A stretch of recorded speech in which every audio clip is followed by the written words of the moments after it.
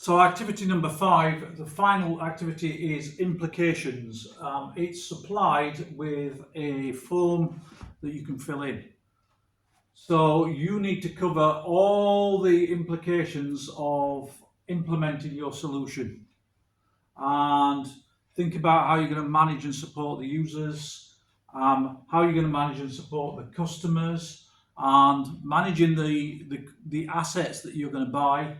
How are they going to be tracked and kept in good condition?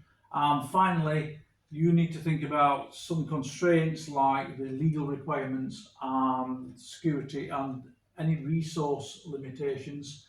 The last thing is the changes. Now, the changes is actually how does your recommended technical solution actually respond to changes that may happen. This bit, the changes bit, is actually the most important part, and that's the bit you ought to concentrate on initially. So you need to think about, down here in the changes section, possibility of getting new technologies coming in. Maybe new services are going to get added, and maybe legislation will change. This is what the form actually looks like. And right down here at the bottom is the bit you need to concentrate on first. You need to do these changes. I would recommend that you write down on your research document a set of possible changes that might happen. So more demand, new technology, changes to the law, breakdowns, new services and products, possibility of increased costs, and you need to think about how your system will respond to those changes. So, for example, if there's more demand for Buckton, for instance, more demand would be they open a third site. So, how would your system actually work for Buckton in that case? Well, you'd have to duplicate whatever technology went into the site and make sure that head office could actually handle having that third site as opposed to just having two. When you've done all of that, that should fill round about a page if you're doing it properly. Next one is to go right back up to the top. On this one, you're talking about how long is it actually going to take you to install all that new software that you've put in. You're going to have to do an informed guess. It'll take me this amount of time to put it in.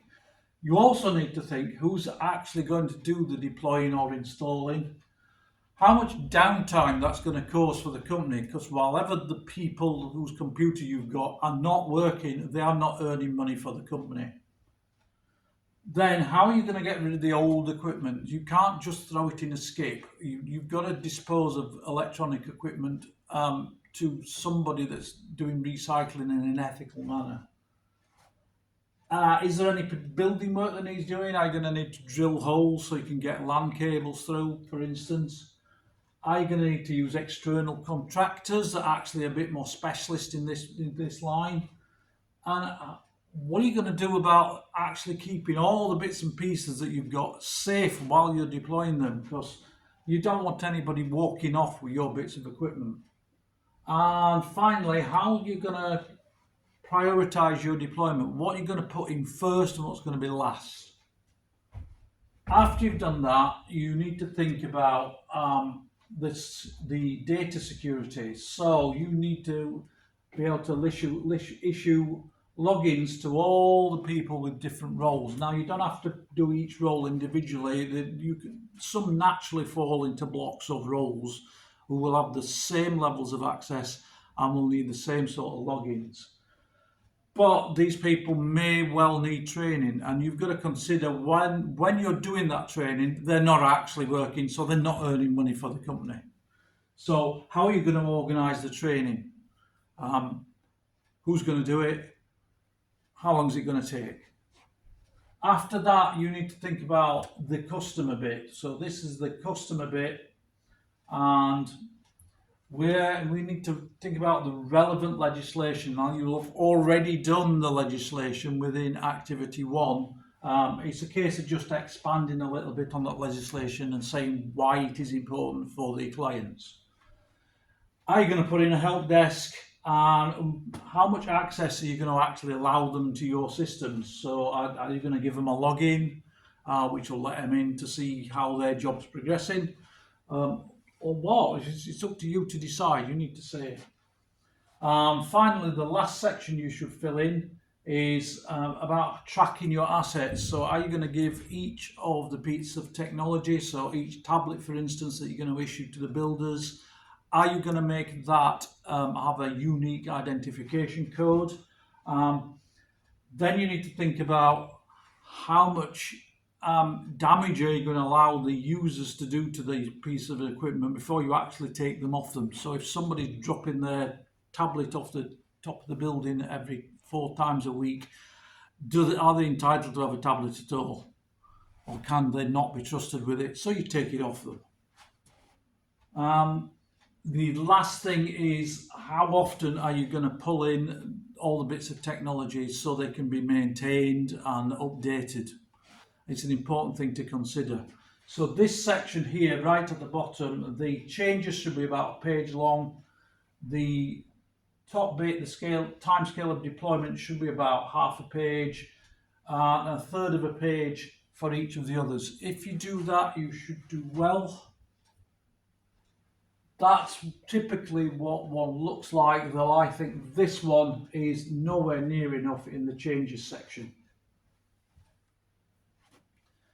It's marked out of 16.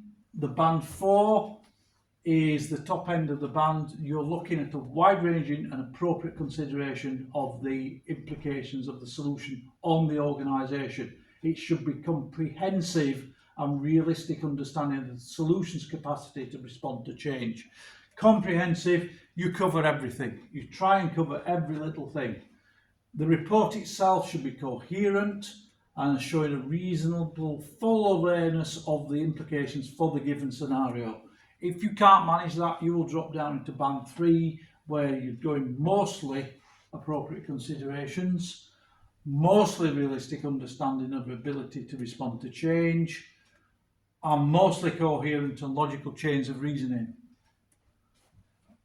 If you can't even manage that, then we're down into band 2, where we're just talking about some consideration of the implications, some understanding of the solution's capacity to respond to change, and some logical chains of reasoning.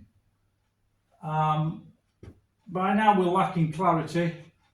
If it's even worse than that, you've got a limited consideration, a limited understanding of solutions' capacity to respond to change, and it demonstrates a limited reasoning that shows minimal awareness of the scenario. If you don't talk about the scenario at all, you're going to end up in band 0. So that's 0 marks. Ideally, band 3 is a minimum, push to band 4. If you manage to do that, you should be okay if you manage to stay in band 3. The last thing that's awarded is the use of technical language. I tend to look at activity 4 and 5 to award this mark. Mostly, if it looks okay, I'm going to give it a 4. You should be using technical language, you're IT people. So that's it. If you stay in band 3 all the way through, that's the distinction.